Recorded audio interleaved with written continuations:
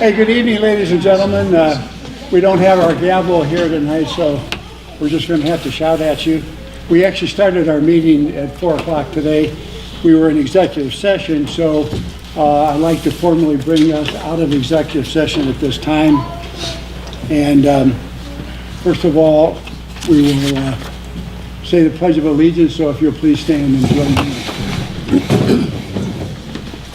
I pledge allegiance to the flag of the United States of America and to the republic for which it stands, one nation, under God, indivisible, with liberty and justice for all. Thank you.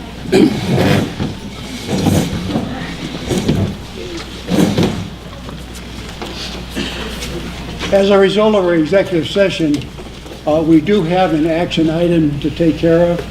So at this time, I'll entertain a motion on that action. We have a motion to approve the labor contract. We met as provided for in Idaho Code Title 74, Section 206A, 1A and B to approve labor contract.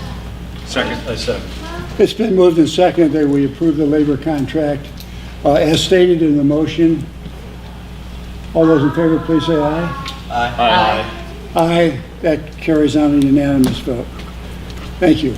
Nobody has signed up for public comment, so we'll move on to... Before you move on, Yeah. can you ask Brian Smith how the teachers voted? Yes, tell us a little bit about this contract. Yeah, so we met last Friday, and of those voting, 100% voted to approve. Thank you.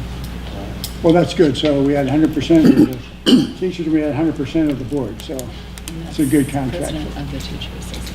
And I'd certainly like to thank Brian and our superintendent and Lisa also for all the work they've done on that contract. We've been working on it at the board for just a short while, but it's a year-long process. So we're very pleased with it and everybody that did the work on it. So glad to do that. Okay, we're now down to student recognition. So we're glad to have actually two schools represented here. First, we'll go with Northside Elementary, and Porky, nice to have you here. So you have the floor. I'm going to let these gentlemen introduce themselves, but I'm going to speak just for a minute, so you guys stand up here. Okay, we want to thank you so much for allowing us this opportunity to share some of the things that we do at Northside Elementary. I want to start out, like I always start out, is how incredibly proud I am of my little rural school. We're a very tight-knit community, and the students are absolutely amazing. Our parents are our biggest advocates. They're at every fundraiser, at every event. They volunteer in our classrooms. It's really amazing. And I want to have a special shout out. I have a couple teachers here who spend every day prodding and cajoling and encouraging and enriching, and most especially loving every single one of our kids that come every day. I want to start out with a little bit of data from 2017-18 from the state of Idaho. And one of the many reasons I'm proud of Northside is we were one of the top 50 schools in the state of Idaho. And we earned that because we had English language arts achievement, we had English language arts growth, we had English language arts goal makers, and we had mathematics goal makers last year. And this is due in part to a commitment to differentiated instruction. We have a really robust MTSS, which is a response to intervention program. All our children are in all types of groups, enrichment groups down to struggling learners, and we really attribute a lot of our success to the commitment of our team. Every student is worked at the level that they're on at that particular moment. So it's pretty exciting. But equally as important to us is our commitment and drive and continued effort to bring in a really rich extracurricular activities. And so I brought these two wonderful young men here. who are in 2 of our programs. And so they're going to talk about them one at a time, and they're going to introduce themselves to you. And so these are the people you're speaking to, but you can also look at this little crowd here, okay? So you want to start, Courtney? Yeah. Why don't you wheel that up so you can see your work?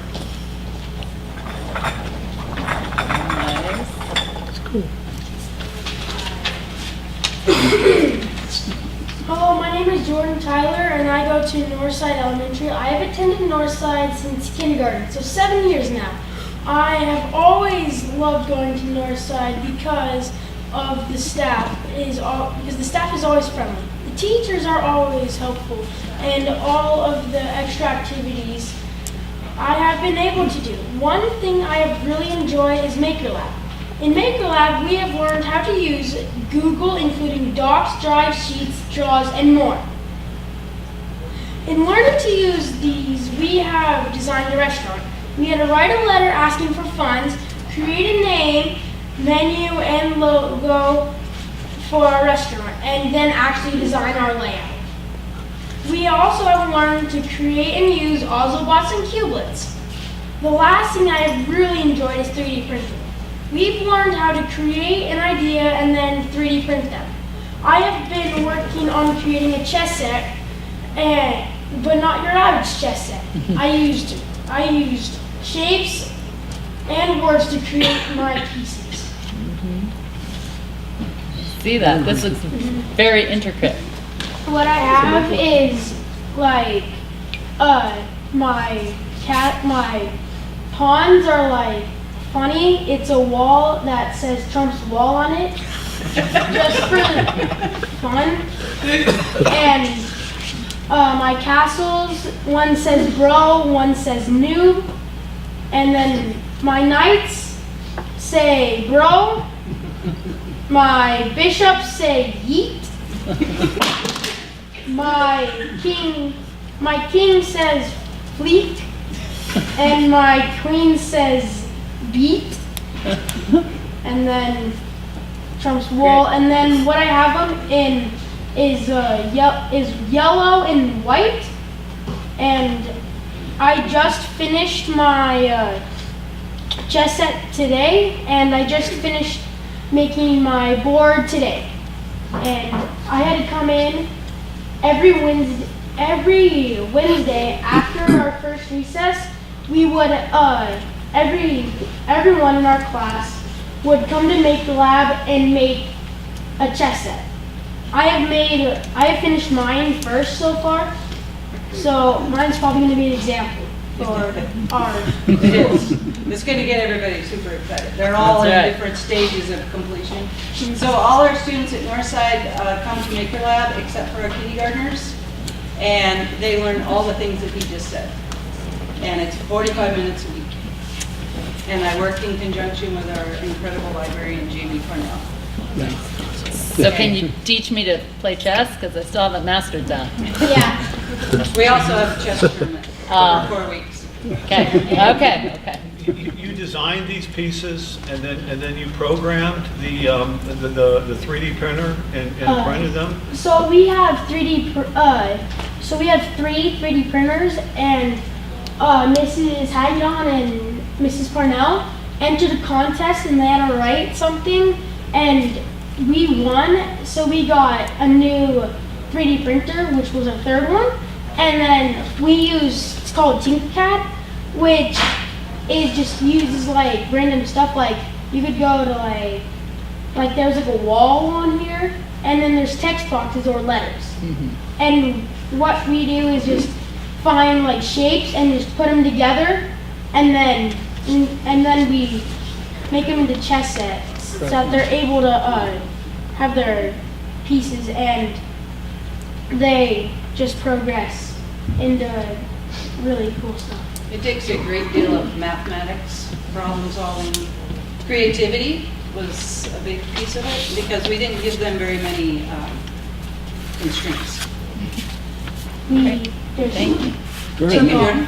Yeah, thank you. Good, man. Okay, our Thank next you. young man. Hi, I'm Brody Zachary. I made so we were doing a trout spoon rest for Mother's Day. So, yeah. Hopefully mom likes it. I think she'll like it. That's really cool. So I've been at Northside for about 7 months now, and I'm really liking every area, but art is one of my favorite areas out of all of them. And yeah, I mean, it's fun. I mean, so far we've made like 3D origami. I even know what you call them, color wheels, and that was super fun. We've made paper mache octopuses, and most recently the trap spoon rest. But I'd like to give a special thanks to Mr. Riley, our art teacher,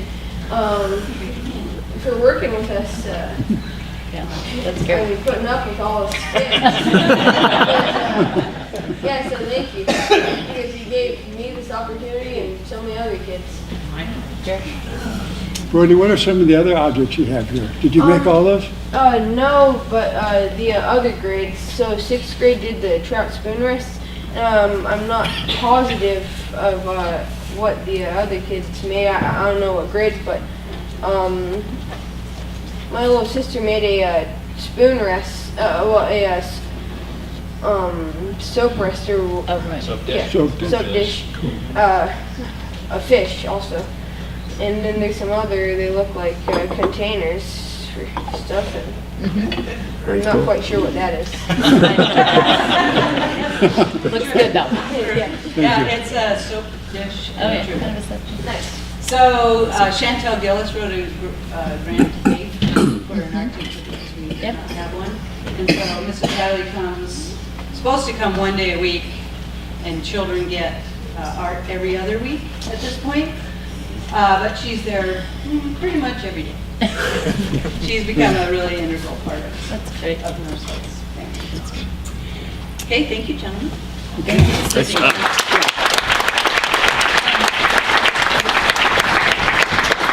Jordan, why don't you two guys come up here? We have a certificate we'd like to give. Have to shake my hand too. Yeah, you gotta shake him and be standing. Hey, nice going. Thanks, George. That's great. I'll take up chess again. Yeah. How are you? Thanks, Thank Brody. you Nice very to hear much. from you about your artwork. And I think you gotta keep shaking hands. You're not gonna let you Yeah, you off. gotta get by the whole group there. Oh, yeah. Well, have you guys stand on either side of that? Stand back behind it a little bit. And then, Behind it? Yeah, that'd be good. have that. Make sure I can see everybody behind there. Okay, I think I can see everybody's face. Try to hide. Thank you. Perfect. Thanks, Mary. Thank you, guys. Thank you, gentlemen. So we couldn't take pictures of, I tried to keep it short. This is little, we wanted to welcome you into the world and see the students in action, because it makes it more real.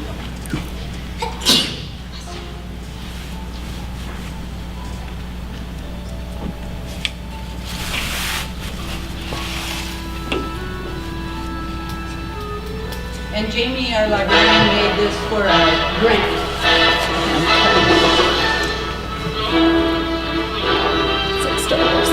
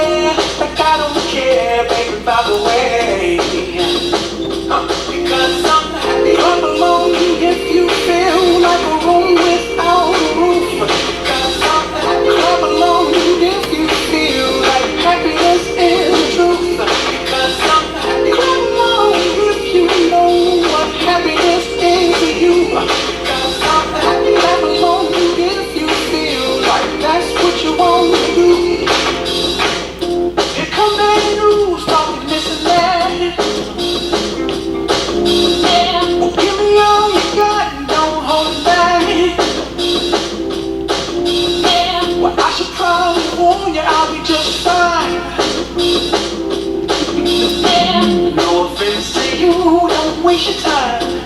Here's why. Because come along if you feel like a room without a roof. Come along if you feel like happiness is the truth. Come along if you know what happiness is to you. Come along if you feel like that's what you want to do. Bring me down, can't come. Bring me down, love is too high. Bring me down, can't come.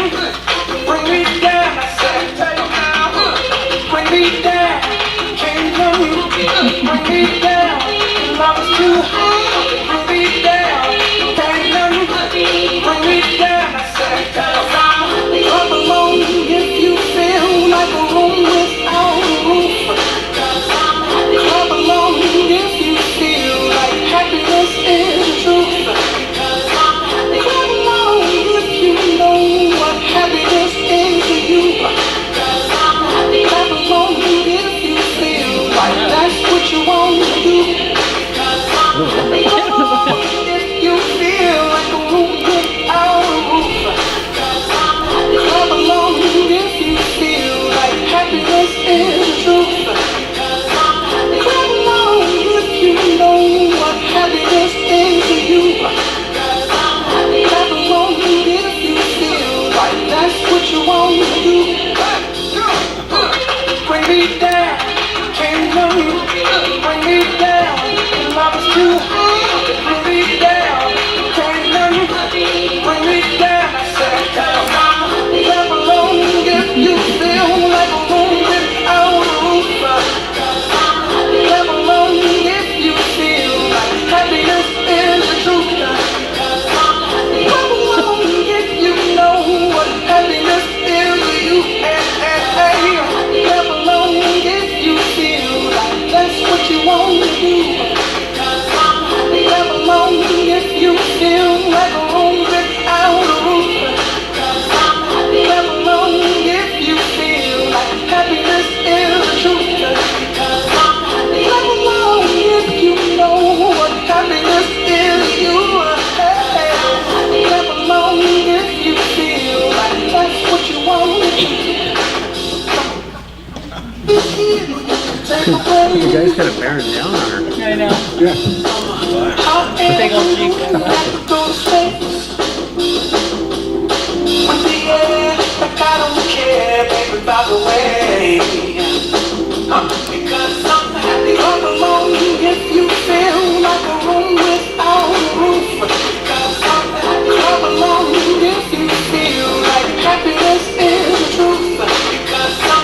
Come along if you know what happiness is to you.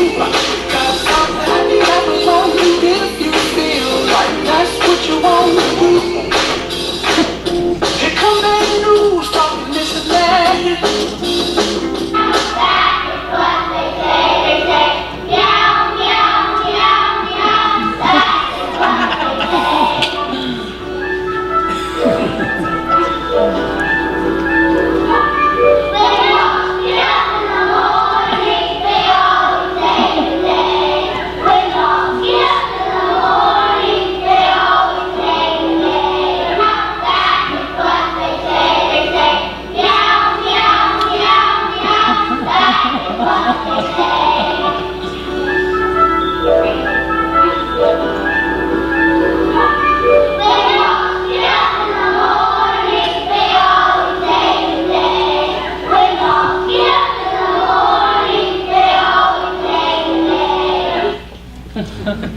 Thank you.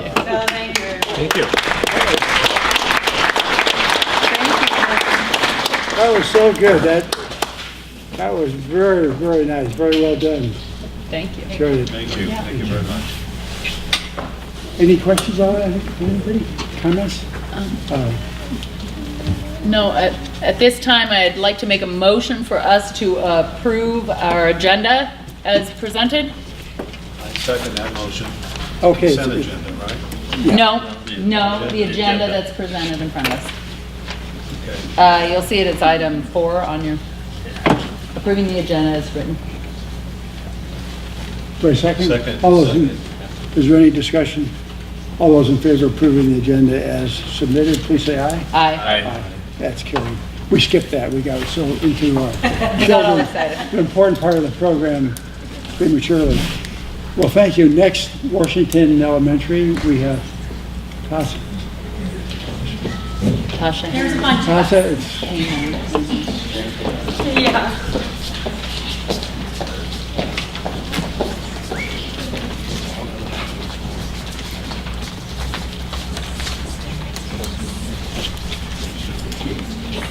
I was gonna say she can't get hurt. We're trying to connect right now.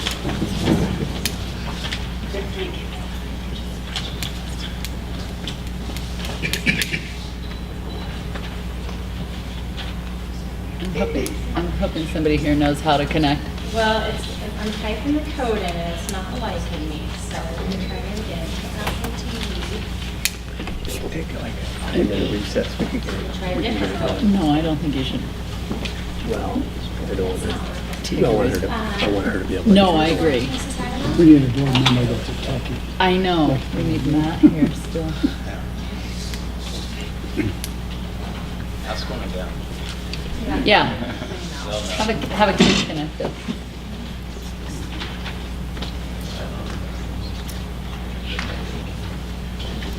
I think they've got connectivity, it's just that Apple. I have Wi-Fi. You've got Wi-Fi, and right?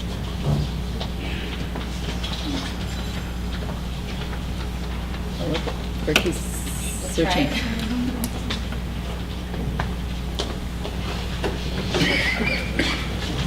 Can I share it? Sure. Okay, we're gonna troubleshoot real quick. Okay. No, take your time. Okay, May get one of your students there to help you. I could do it. It's not like in my computer.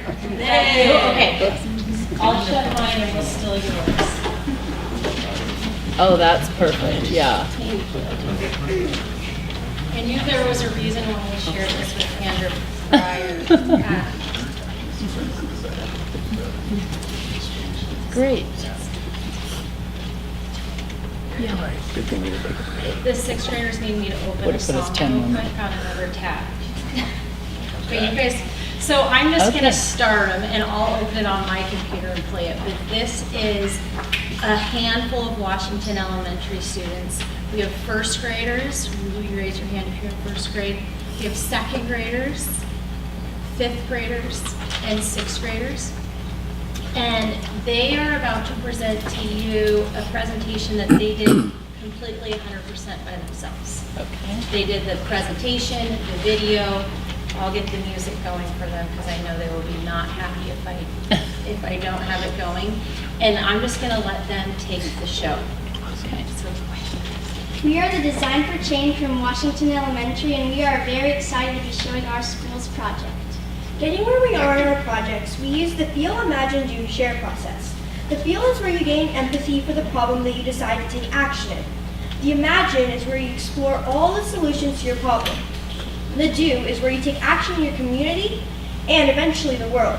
And the Share is where you share your project with community and world. The United Nations has 17 distinguished global goals that they want to achieve by 2030.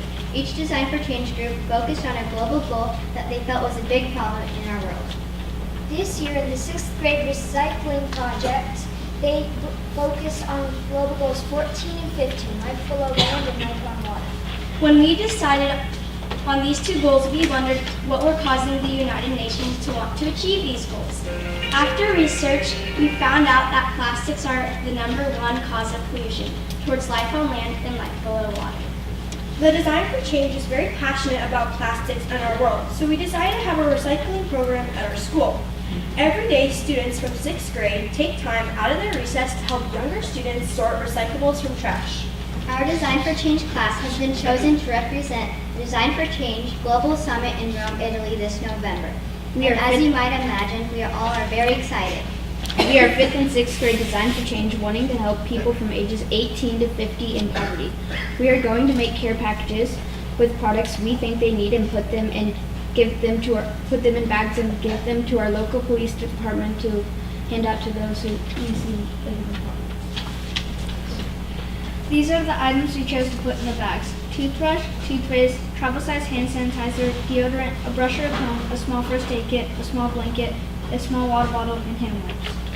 What this means to us is we want people to stay clean and healthy. We enjoy this project because we get to help other people in our community. Next, we have the second grade food waste project. We noticed lots of food waste and we wanted to take action. We started a food share bucket and a food scraps bucket. I like this problem because I feel like I am making a change and it makes me feel good. Did you know that 40% of food in America that is gone is thrown away? Next, we have the first graders with the Mark Recycling Program. We are Miss Matthews' first grade class. Our project is Mark Recycling. We are doing this project because we don't want trash in our community. Our global goals for this project are life on land and life below water.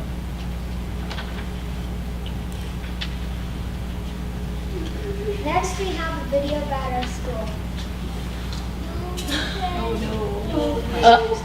They made an amazing video. I will share it with them afterwards. Oh, because, yeah, you don't have Because access. we're using Andrew's computer. See if we can. We'll.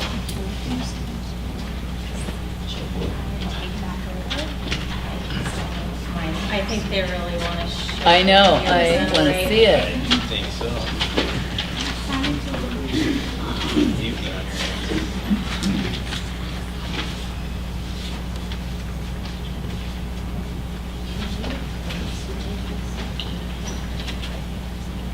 There. You can't, then you won't, watch me go through this whole process. You know how that goes. Hey, Sean, Nobody's watching. that ring out of the way in case we go over there for a photo.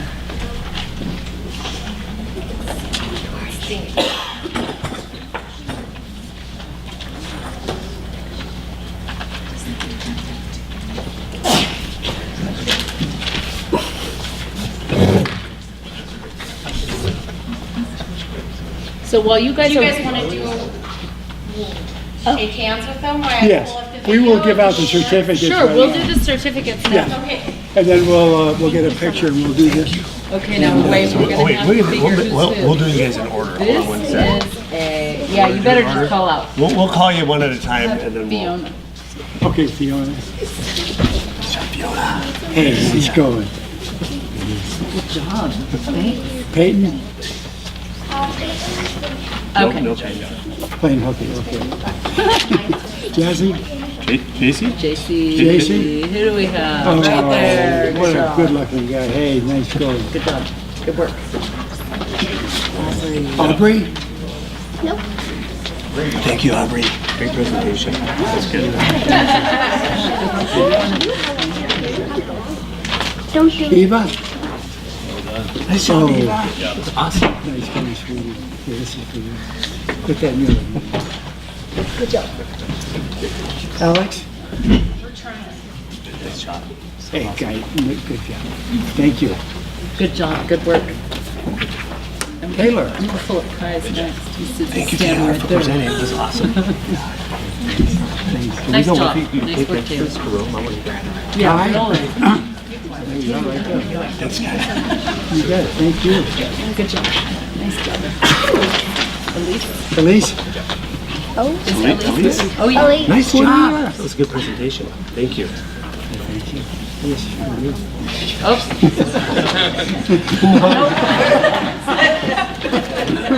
Good job. We'll do another one for you. You can have those. Okay, there you go. Ellie? Ellie? Thank you very much. That was really good. There you go. Audrey. Well done. Audrey. Thank you for presenting. Good job. Thank you. Good work, Audrey. Good, Blair? Thank you. Nice job. That's good. Nice job. Good work. Trevor?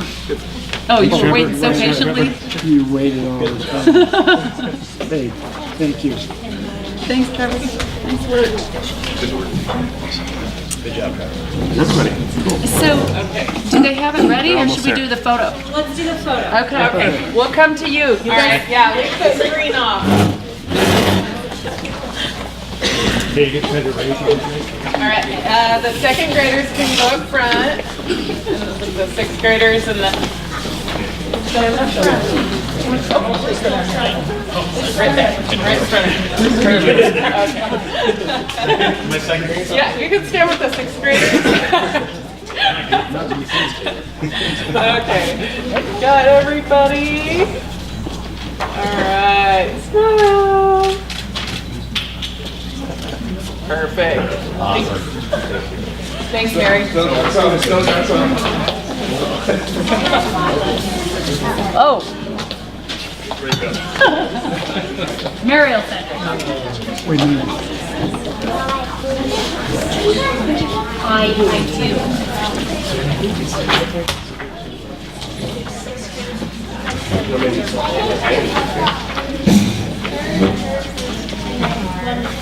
Two others.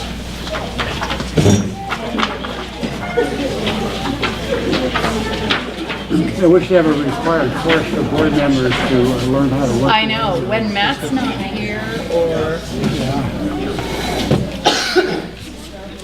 I just thought we had better odds. I know, I thought they were gonna sing us a song. Now, Okay. now it won't play. I will share it with them, I promise. Can you play it actually on the laptop? Yes. Can you just bring it over I and we'll can. stand behind these guys because we want to see it. They really weren't on it. Set it right here if we don't care about it. You guys can come on.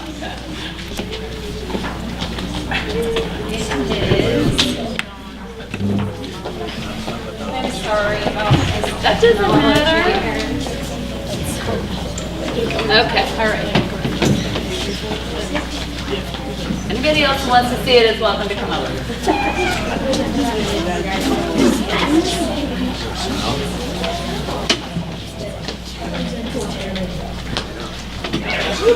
there any sound?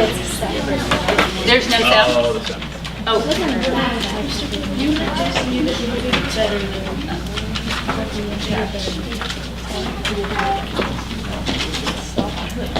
Nice, a lot of those teachers.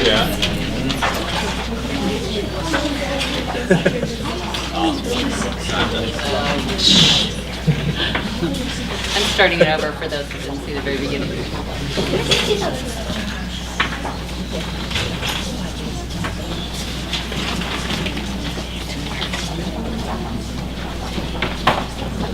Grades. I just started.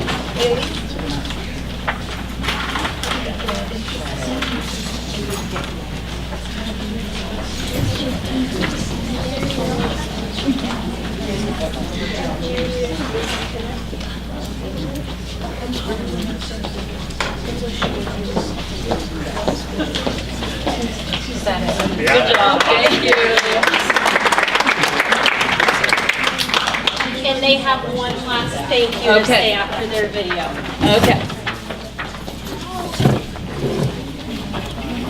We can do it together. Yeah. When Matt Bress is here, Thank you for We need listening to the presentation about our Design for Change project. We'd also like to thank Mrs. Dickinson, who implemented our Design for Change at Washington. And thank you, Mrs. Hitchcock, Mrs. Shea, Mrs. Mather, and Mrs. Mather for implementing Design for Change.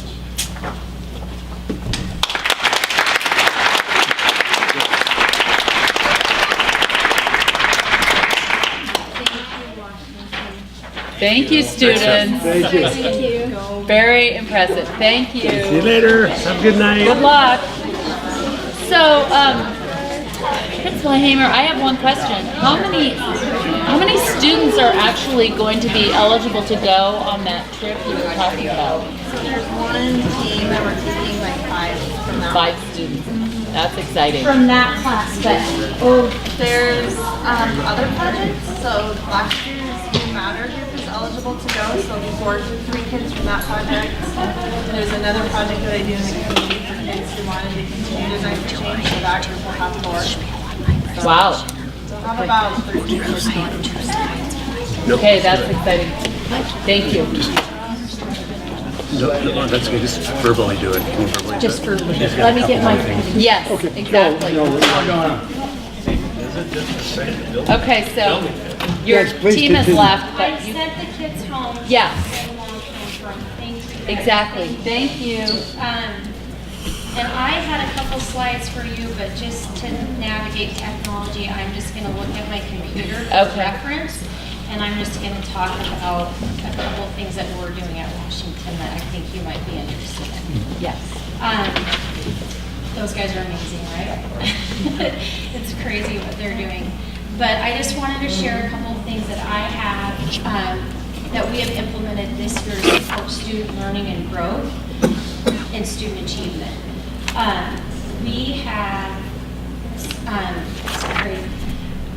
We have implemented 7 elements of effective instruction in all classrooms at all grade levels. Washington has a very strong MTSS team that meets with teachers on a 7-week cycle and looks at data and rearranges kids to support them academically.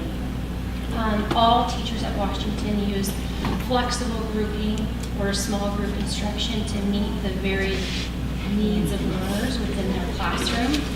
5th and 6th grade have advanced math interventions in place, as well as my other grades, but this is specific advanced math for these kiddos. One thing that I do to support teaching and learning at Washington Elementary is frequent observations with feedback to teachers, as well as professional learning opportunities within our early release Wednesdays.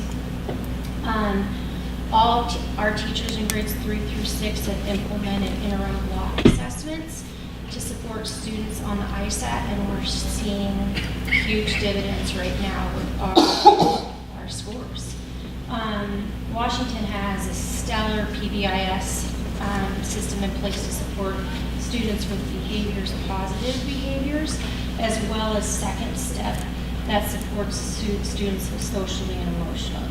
I know I'm talking fast and I have a whole bunch of bullet points for you.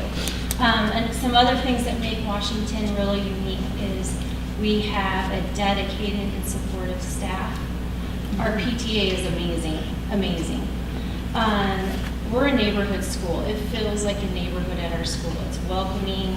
Parents are out in the morning, sipping coffee, chatting with each other. They're picking them up. Kids ride their bikes to school.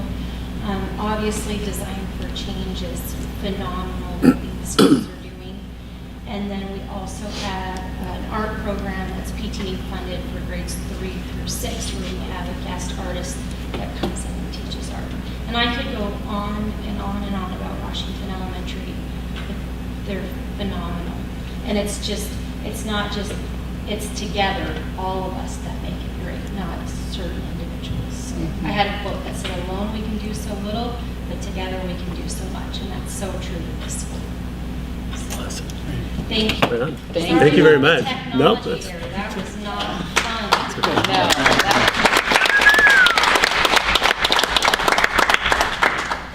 Thank you. Yes, thank you very much. Thank you for being here. It's always so nice to see the students too. It's good for us. We're down to the consent agenda. I'll make a motion that we approve consent agenda. I second that. Been moved and seconded that we approve the consent agenda. Any discussion? All those in favor, please say aye. Aye. Aye, that motion carries.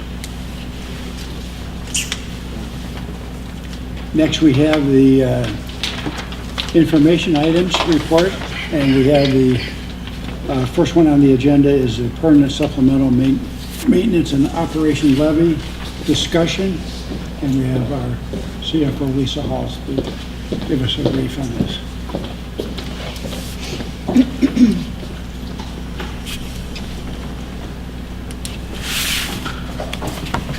Well, good evening. Good evening.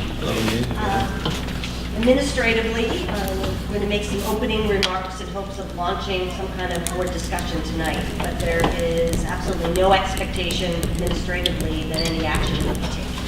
So there are 114 school districts in Idaho that can levy property taxes under the Idaho Constitution. And there are different levying instruments. Bonds and plant levies are for facility and capital items. There's something called the Maintenance and Operations Supplemental Levy that we're very familiar with in this district. And then there's also something called the Indefinite Term Maintenance and Operations Supplemental Levy. On the agenda, it's listed as permanent levy. That's what we're here to talk about tonight. And there are criteria currently to qualify for an indefinite term maintenance and operations supplemental levy. Must have a supplemental maintenance and operation levy in place consecutively for 7 years, and it must represent 20 or more % of your general fund revenues. And as our district has qualified for, has met this criteria now for at least five fiscal years. We've had a maintenance and operations supplemental levy in place consecutively for 20 years. And next fiscal year it will represent about 37% of our general fund revenue. Administratively, we have not come before the board to make a recommendation to run an indefinite term levy, so this is the first time administratively we're doing that. Currently, of those 114 school districts, there are 5 that have an indefinite term maintenance and operation levy in place right now. Blaine County since 1996, Boise Independent District since 1998, Lewiston Independent District since 1982, Wow. Moscow School District since 2002, and Mullen School District, a very small district in our region, most recently since 2015. Two of those districts are actually, I would say, outliers. Boise and Lewiston are both independent school districts. That means they predated statehood, and their rules for all the property tax levies are different. I talked to all of the finance people in these 5 districts, and while all but one, Mullen, has increased the dollar amount, Moscow and Blaine have increased their dollar amount over the original amounts by, you go back to the voters. In other words, once an indefinite term is approved, it also includes a dollar amount, and if you want to increase that, you have to go back to the voters. So an example was just this past November in the Moscow School District. This is not their only increase, but ballot language, just so you kind of get an idea, reads as the following. Shall the Board of Trustees of the Moscow School District 281, Latah County, State of Idaho, be authorized and empowered to levy an increase to the indefinite term supplemental levy in the amount of $1,900,000 for a total annual levy amount of $11,486,000 for an indefinite number of years for the purpose of paying all lawful expenses of maintaining and operating the schools of the district. Then I reported to you as a board that this last legislative session, Senator Thane, who sits on the Senate Ed Committee, introduced a bill that would have eliminated the option to run an indefinite term levy, grandfathered the 5 districts that currently have indefinite term levies, and allowed districts, instead of running a supplemental maintenance and operation levy for 1 to 2 years maximum duration, to increase that to a 3 to 10 year duration. And that passed the House floor unanimously, but in doing that, as I reported to you, there was another amendment that was introduced, and that essentially actually really was anathema to what Senator Thane wanted, the purpose of the bill, and so the bill was completely pulled. But as someone who follows the legislature very closely, I firmly believe that the same senator will introduce the bill with a little more firmed up language next year. And that as a district, we should look at from July 1st, 2019 to June 30th, that's 2020, potentially as a window that may be closed and running beyond that, an indefinite term. Say those dates again. You said July of 2019 to June 30th of 2020, just this the fiscal year. that- This fiscal the year. upcoming fiscal year. Yeah. So administratively, we are recommending that we bring an indefinite term maintenance and operations supplemental levy to the voters in November of 2019. And if the board were to proceed on that, we would have to have the ballot to the county. The very last day would be September 13th of 2019, which is why we're here in May of 2019 to potentially start a conversation amongst the board. Just some facts are, as I've mentioned, it's presently the levy that starts July 1st, 2019 and spans 2 years for us. Next year will be 37% of our budget. From a risk management standpoint, from a voter fatigue standpoint, from an administrative capacity and workload standpoint, we think the conversation is worthwhile. We also know that districts that have tried recently to run an indefinite term supplemental levy have put on the ballot at the same time a new dollar amount as question 1, and then do you approve as question 2 an indefinite term. And there's been ballot confusion where they want to approve it, so they're voting no to the first question and yes to the second question when they needed to vote yes to both.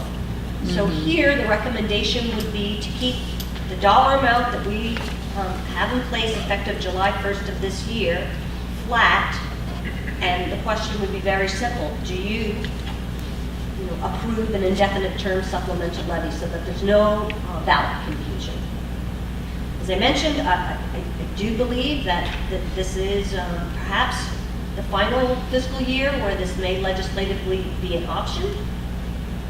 On the downside, when in September of 2018, we started the discussion as a district of bringing something to the ballot in March of 2019, the dollar amount that was landed upon was a 2-year dollar amount. I think from my lens as the CFO that from a risk management standpoint, the pros outweigh the con of potentially having to come back to the voters at some point, in the next few years. But an indefinite term maintenance and operations supplemental levy will eliminate having to go to the voters every 2 years for just, truly operational costs. And those are my few remarks on this. Thank you. Thank you very much. Comments? Yes, Jerry? Okay, question.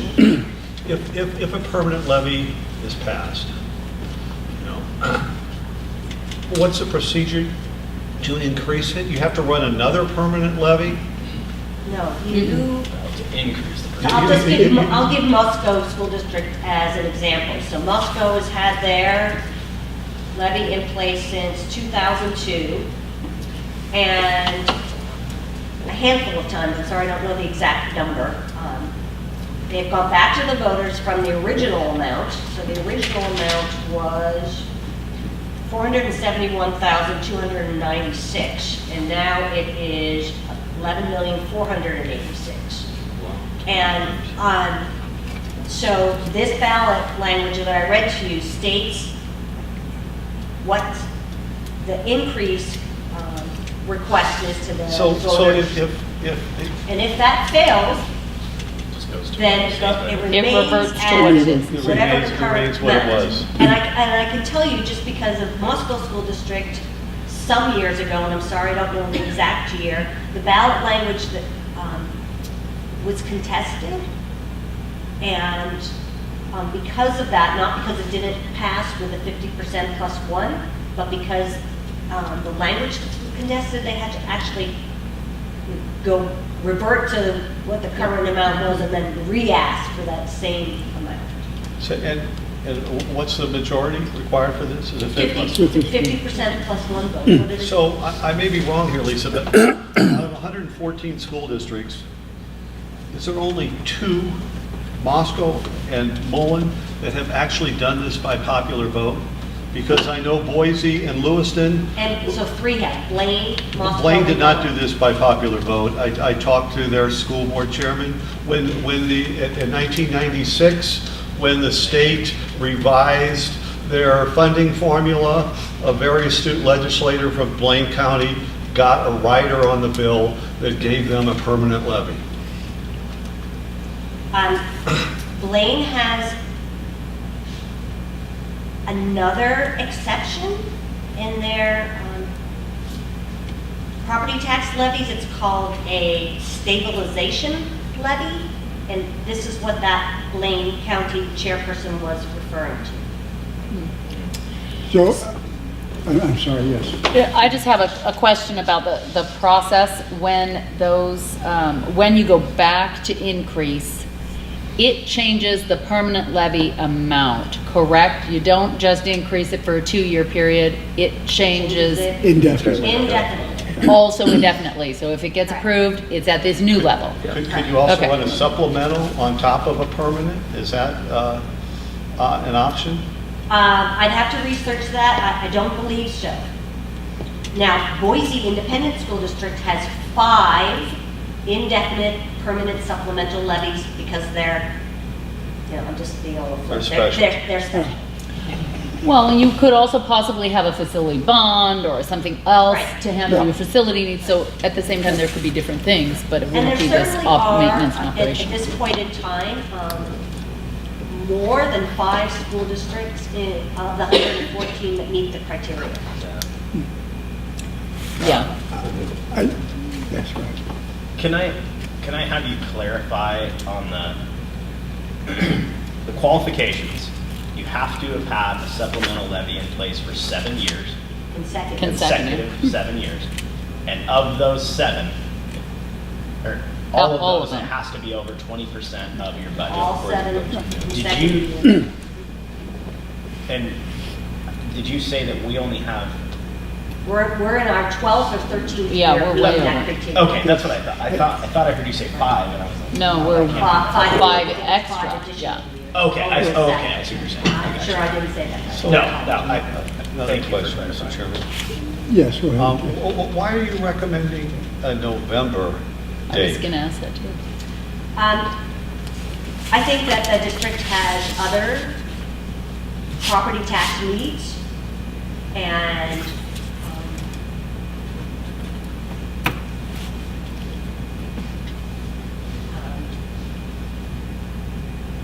being able to move forward financially, knowing there are other facility needs, real facility needs, that this would give some closure. There's another part too that I don't mind addressing. No, go ahead. And this is the first time we think that we would be able to be prepared to run one in November, and we've been heavily criticized in the past for not running them in November. Right. And our answer has been, well, there's no way we could be ready. We have to run them in March, and we've talked about that as well, and said, yeah, we'll put this in front of November, March, May, it doesn't matter. If we're ready in November, that would be the time to do it as well. That way we avoid the criticism of the cost and all that, if it's just one of the few things on the ballot. But let me just say a few comments on what Lisa said. I certainly agree with your analysis. The real crux of the matter is this levy is no longer a supplemental levy. It's an essential levy. And when we get to the point where it takes 30 or 37% of our budget, we need to do something, because think of what would happen if that didn't pass sometime. We wouldn't be, I mean, it would be disastrous. So we've let that grow to a point where we need it. And we have no insurance that we're gonna get it every 2 years. So that's why I think a permanent levy, it gives you, it resets the standard, it resets the budget, and it gives you that protection. Now, if this were really supplemental and the voters didn't pass it, and if it didn't mean laying off teachers and firing people or having a RIF, a reduction in force, that's what a supplemental levy is supposed to be. But it's grown to the point now where it just, we couldn't afford not to have it passed. And we get the support, and the community has been very good. We've had them all passed, but that's no guarantee that in 2 years now, it could fail. And I think this is the perfect time because we've just had a successful levy. We had a substantial increase, and we're set for a while financially. So, I mean, to me, and I think November is probably, for a lot of reasons, probably a better time to do it. And should it fail, it's not catastrophic. We still have our levy. So, I have a question to throw out as part of the conversation, not that I'm directing our thoughts one way or the other. It just came up through that email you shared with us of a constituent. Is it possible to go in November before the voters with the possibility of a permanent levy, or whatever you were calling it, indefinite term levy, with a changed amount?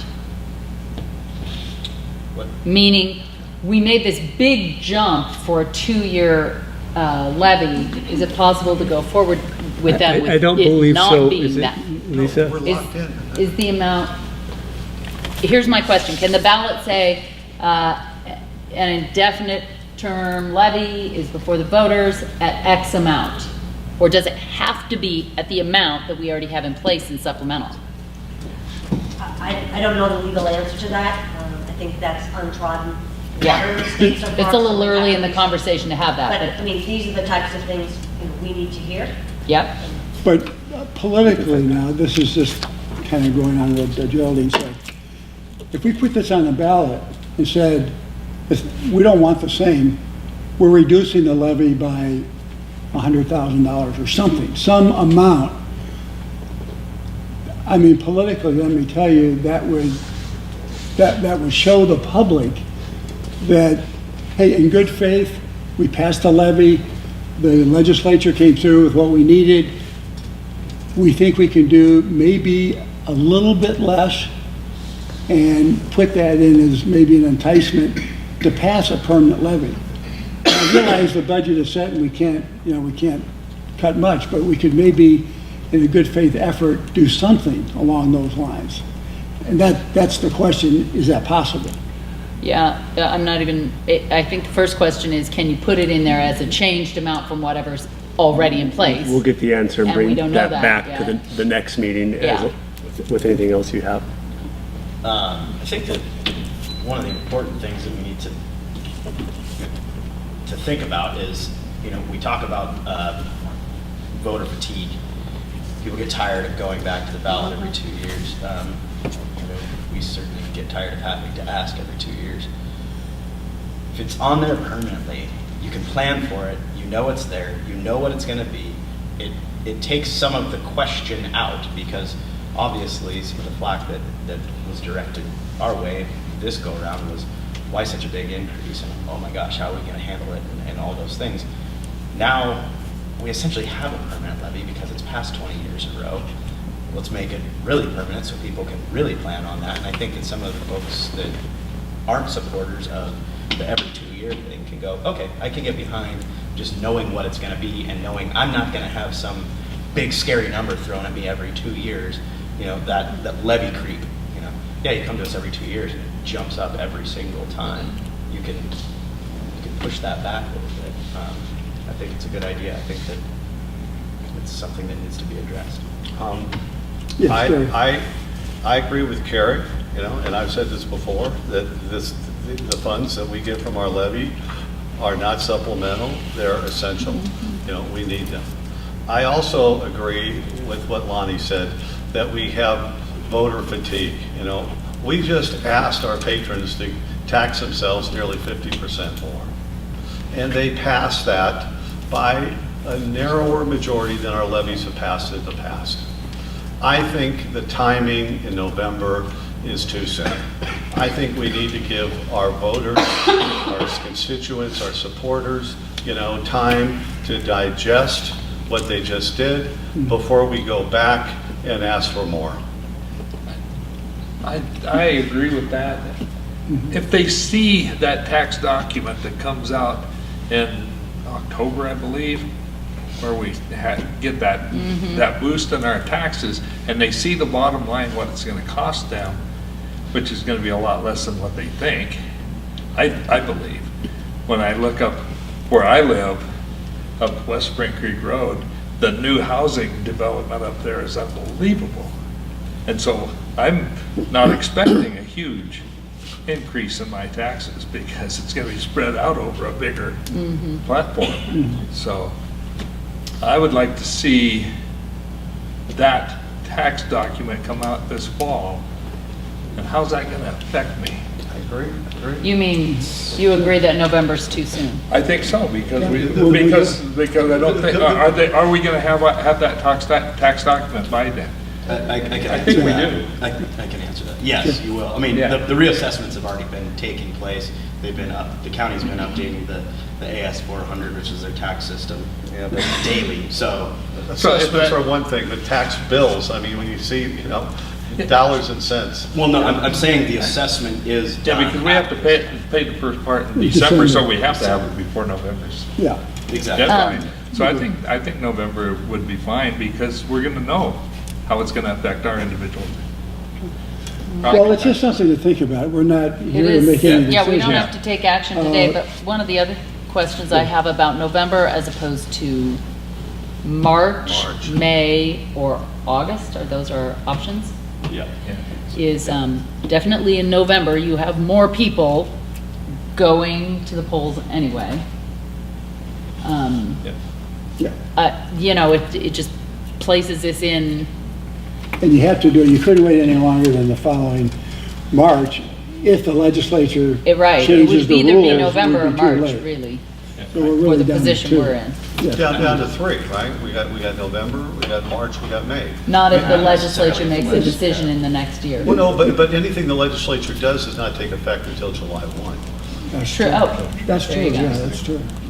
Well, You would- I yeah, think Lonnie? that That's we'd be one remiss thing. if we don't think that the introduction of that legislation, which will happen, if it gets ahead of steam, which it probably will be, that fact will be touted by people that are against this, that will be vocal, and they will say, wait, don't make a decision, don't do this, don't make a decision yet, let's wait and see what the legislature does.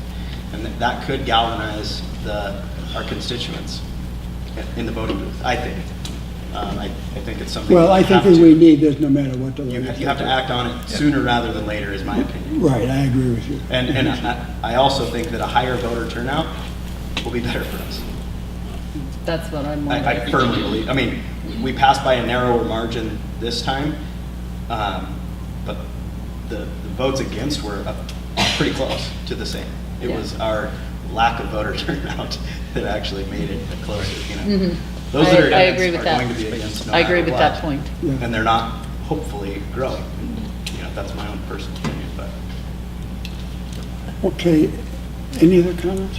No, if there's any other questions you want Lisa and I to research, we would plan on bringing this back at our next meeting to answer any questions you have. But if you have any others between now and then, just Okay. Email. yeah, please, and Okay. we'll get the answers. Thank you. Thank you, Lisa. Do you have any final comments? No, it's something we would take action on if we decided to. Got till September. Well, it's November, we're talking about September A September 13th. ballot. We need to be, We'd we're have to gonna make make, that decision, that needs to be done before. You we'd just have to- want to We'd have to give, take action sooner than that, but yeah. We Okay, have to fix it actually All right. right away.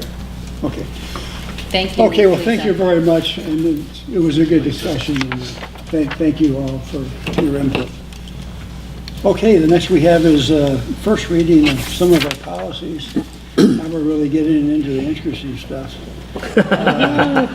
Sean, yes, I will be so fast. All right, these are for Kelly. Kelly couldn't be here, so the first one here is just, they're all first readings. And this first one is a brand new policy, ISBA model policy, and you know Kelly wants us to stay totally up to date, and I agree with her.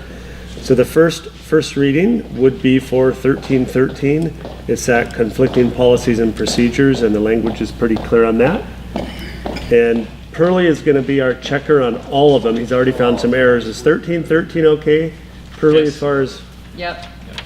It's very, Okay, I think that looks okay.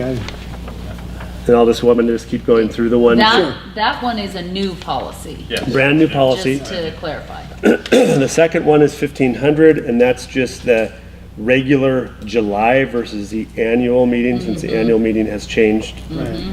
That's the only change, but did you find something in No, this? I did not find anything in that one. Nothing there. And then the next one is, follows ISBA model policy 1525. And that is just striking out a lot of things that are not in model policy any longer, and the bold is the new language. Can I back you up 1 second? Yeah, In our documents, policy 1500, why isn't it scratched out and the new meeting date put in? Look Which- down on paragraph 1, 2, 3, 4, annual meeting. annual Aren't we meeting. supposed to be seeing the revised? Like, isn't it supposed to have a line through it and say January? You know, that one should, that absolutely should. So let's see, the annual meeting will be held as a regular, I'm looking at I it missed going, that, yeah. Well- it should be, January. it should be like lined through with January written. thank you. We'll, Okay. we'll, Okay. I missed it. Saw the J and Well, I. it I cannot believe you missed It that. wasn't misspelled. It wasn't misspelled. Okay, so that's on I think policy Kelly's testing us. 15. Yes, That she knows that was a problem. That's on 1500. Okay, now go ahead, 1520. 1525, pretty straightforward as well. at the end of broadcasting and taping of board meetings, the last line, it should be manner that distracts, not districts, the trustees or the audience. She's not here to clarify that, but she might have meant that one. She might have been distracted. Distracts. Okay, got it. Okay. Thanks, Pearlie. And it just takes out all the detail. That's Right. fine. Okay. And that's it for those three. Yeah? And I'll bring those back to Kelly. Okay. So I'm done with mine. Until the last. Until the last one. Jackie's up. Jackie's Okay, ready. Jackie. Can I Okay. speak from here? Sure. Sure, Shout yeah, it out. we can hear you fine, that's fine. Policy 2420 is Title I Family Engagement. And that policy, the changes reflect two categories. One is changes in the federal requirements with the new ESSA, a new title called Family Engagement versus the old one that was Oh, yeah. Parent. Parent and family. ESSA requires evidence-based strategies, so we snuck that in matching programs on page 3. And another ESSA requirement was to coordinate with other programs. And we have a district title steering committee, which is how we coordinate programs, and so we included that member on our team. Mm-hmm. And then the parents made a couple of suggestions. We had our meeting on April 19th, and every school was represented with a teacher and a parent. And their recommendation was to take out the targeted and assist narrative because we're all school-wide. Mm-hmm. Mm-hmm. And they picked up also on a detail where if you had a concern or a question, you should take it to the district. And they said, no, let's take it to the school first. And so that was that for family engagement. Right. Okay? On the first page of that, Jackie, there was under previous board action, it had revised August 11, 2019. under previous board action. Oh, yes, I think that this is a typo. It must have been a typo. It probably means 2018. Yes. Oh, yeah. Yes. Since we haven't gotten there. Thank you. Yes, we review it annually. Yeah. It's the main idea. Oh, yeah, it's in, Yeah. up above, but then down below, it's April 19th of 2019. Yeah. Yeah, okay. Okay. And then for policy 2380, which is homebound hospital and home instruction, there's just one change to reflect where the requests for home or hospital instruction will be handled. Mhm. Straightforward. Okay, thank you. Okay.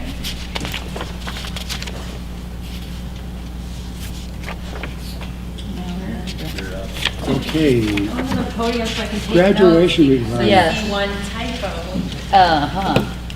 So we're here just to bring you 2700, and again, just to get in line with model policy. In reviewing model policies, you see there, it's actually very short. I do see in paragraph 2 under graduation requirements that State Board of Education is missing its T. So that is just bringing you a model policy, which moved, most of what we had there was more in line with procedure. We had all of our detailed credit Right. information and all of that in policy, which really, in looking at model policy, should live in procedure, so that if we have administrative changes or conversations about that, we would still bring it to the superintendent and then the board, but that would live in procedure. So where you see a complete strikeout, it's really because all of that moved to procedure. The only two updates when comparing theirs with ours in your new packet would be that very first 2700P. The first few sentences notifying that we do publish our graduation requirements, and we were certainly in compliance there in our handbooks, but it's just coming out and stating that as a part of our procedure. Everything else matches what you've seen before, other than that language change under the ISAT, Idaho Standard Achievement Test. Our model language reads that in addition to obtaining necessary credits as outlined by the district, a student will take the ISAT, because that is a participation, not a proficiency requirement in our state. So, two pieces of information really following the model policy, moving our work into procedure, and then a couple of language changes in our procedure.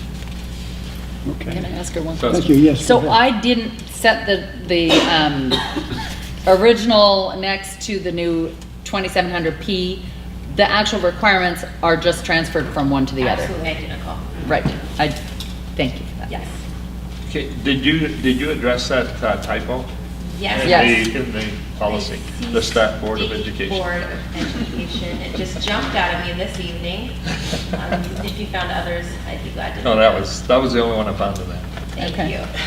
Perfect. Chairman, Thank you, yes, Gary. is our student handbook, revised and approved by the board annually? Each Each school has their own. Yeah, we compare them. We don't approve each of them, but we see the procedure. And you would be apprised if there were changes. I was advised by the ISBA that that's normal procedure in most districts, is that your high school handbook, any revision is approved by the board annually. Yeah, I'm not, that's nothing that we've ever. Will you done, make a but- note to have Kelly just ask about Yeah, that? Because it definitely. hasn't Yeah, been just- something we've ever historically Yeah, done. I can ask. And if we don't need to Well, ask. I know we haven't historically done it, No. but I Just can make find sure out it's if not there's some something they legal. recommend. They may Right.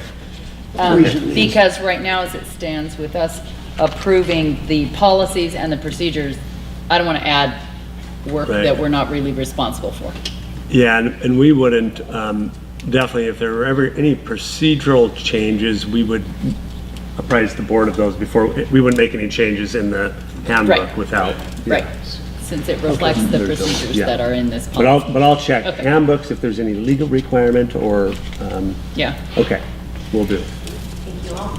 Okay, thank you very much. Thank And let's see, we're back to, Sean, we're back to you. All right, so last one, Board has suicide tendencies. yeah, this was just actually revising, it used to be called suicidal tendencies, and as you know, obviously, I mean, we faced much more of this than anyone would ever want to deal with. And you know the history and what we had gone through. And as a result of that, though, I would say we're a model district when it comes to prevention, intervention, postvention, and unfortunately much of it is due to the fact that we had to come to grips with some really sad issues in our community and rallied around it. And two things happened. We have increased protective factors for kids and we've decreased risk factors. And Tom was a real leader in that for sure many years ago. And there's a lot of good being done. So what has happened at the state level is there's now a requirement to have a policy that addresses prevention, intervention, and postvention. I think it's a very good thing. So this is a policy itself, and that is recommended by ISBA, and it includes all the new legal requirements as well. You can see the strike-throughs in our previous policy as well. We have not, which we'll start working on, formalized our procedures. A lot of the things that they're asking us to do, we're doing. We just don't have any written board policy around our procedures, so we'll work on that over the next couple months, and then it'll be continuing into next school year. But this is a start of formalizing the work that we do in this area. Okay, any questions? I have one comment under, just under the prevention. Mm-hmm. If I read this, it implies that the school district is responsible for early identification, as opposed to the nuanced language of early identification training, or, I mean, early identification is a hard thing to pin down, and I wouldn't want that language to sound like we are guaranteeing that we will be able to identify possibilities. Yeah, so you mean, are you talking training about in that category is you're right talking there about yeah. offering and providing help and assistance, including early identification training? Yeah, I'm just saying. We could add. If you write down that you are offering early identification. We can add that word easily. I think that's a good idea. It's just for me, it's a little more of that is a very difficult thing to ensure. I think that's the intent. That's nailed. the actual intent of the law, is to ensure that people are offering training. So I think, in my opinion, it just is a little bit of a clarification. We can add that. Just simply training, I think would. Training on that early identification training. There we go. Okay, I'll bring that back. Sounds a little less decisive. Yeah, I agree. Any other comments? Well, okay, that concludes our business, so we're down to announcements.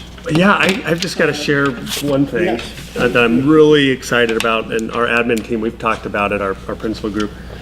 We continue to see unbelievable employment pools, not just for certificated staff, but also classified staff. They are required to call me prior to offering a job to certificated employees, and every time I ask what would the pool look like, and best conversation was probably with you, Phil, about finding a math teacher. Math teachers are hard to begin with, A, and B, it's hard to get people to come out to Clark Fork as well. It's just kind of, that's the way it is in our rural high schools across the state. And we had stellar candidates, and more than enough to go around, I believe. You were even sharing that you had 5 people in the last 3 years. I seriously called across the United States, talking to colleges all across the U.S. So this is the first. Yeah, so I share that because obviously you approved a contract today, and anecdotally and otherwise, we're hearing that, it's making a big difference already. We had, I can't remember if I shared this with you or not, 28 applicants for a 6th grade position at Sagal.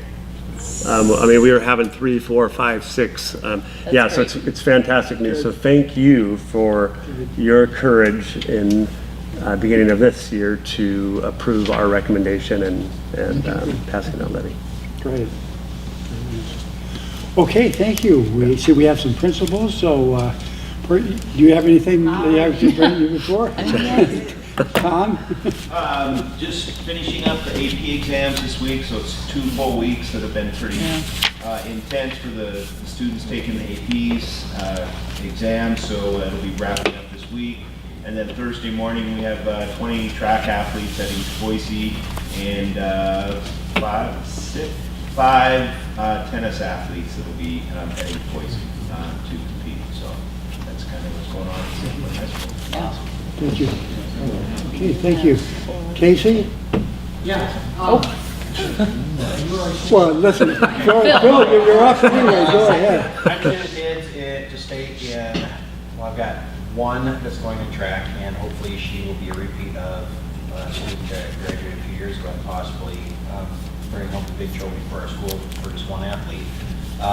4 tennis players are going, and I've got 2 kids at golf right now, and I'm hoping that one of them is a 9th grader who's a very good golfer. I'm hoping he comes back with a 1st or 3rd. He was like right in there. As of yesterday, I haven't heard back today yet.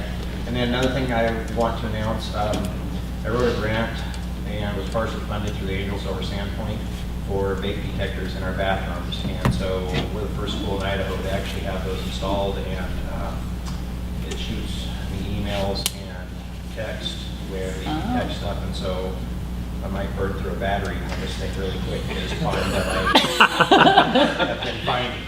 So interesting. It's only been going for a few days, and so we're gonna we're testing the waters right now. Interesting. Good for you. So are the students aware they're there? Oh yeah, they knew that I've been looking at them, and yeah, the day they came in, they were very interested. Well, I know, the funny, did you get the one that sprays the purple dye? I think it's really good. I wish it would make my life easier, let me tell you, because they're becoming more and more clever on where they conceal them. Oh boy, yeah. Thank you. Casey? So we are now done with ISATs, which is fantastic, and so we are kind of, middle school kids they're fun, they've got a lot of energy, and this time of year they're super excited, and so we are moving into kind of our project base. A lot of our classes, like our math classes, are doing an expansion project, which is fully math based, where they're looking at, they take an item and then they have to do all the math and everything else to expand that out and make a model of that, which is pretty cool. And then we do solar cars. Our 7th grade math group does solar cars. So there's some cool projects going on that are very science, very math based. Our wind chime project is going again. So yeah, it's a fun time of year. It's always a fun time of year. We kind of get done with that testing season and get to move into some of these things and apply the skills they've been learning. So it's great. Great. Cool. Thank you. Andrew? I think Jackie. Jackie? Yes, from Southside. We're just completing our ISAT scores as well, and math and IRI. And gosh, kid energy and busy spring. But nothing gives me more joy than to have a teacher run to my office and say, look at my scores. And so we're seeing some positive results, and that's awesome. And our Smart Lab goal, we are at 16% already in less than a month. And we completed writing grants for Vista, Burlington Northern, Trans-Canada. So we're hitting them all. And so keep your fingers crossed for us. Yeah. Thank you. Cool. Awesome. Okay, great. See, any other? Let's see, Mary, do you have anything for us? We only have a few left. How about board members? We have any board members? One thing I forgot, our girls golf team is at state. I haven't got an update today. As of yesterday, they were in 2nd place at a very difficult course in Twin Falls. But I haven't got an update of how things were going to finish up today. So, Okay. I do have one thing to mention to the administrators, principals, anyone. Thursday from 4:30 to 6, Panhandle Alliance for Education has their teacher grant award ceremony, and all of you are obviously welcome, and I hope you can make it. Great, thank you. With that said, we will stand adjourned. Thank you all very much for sticking it out to the final end. Not bad for all the stuff we had on the agenda. Packed meeting. Yeah. Oh, I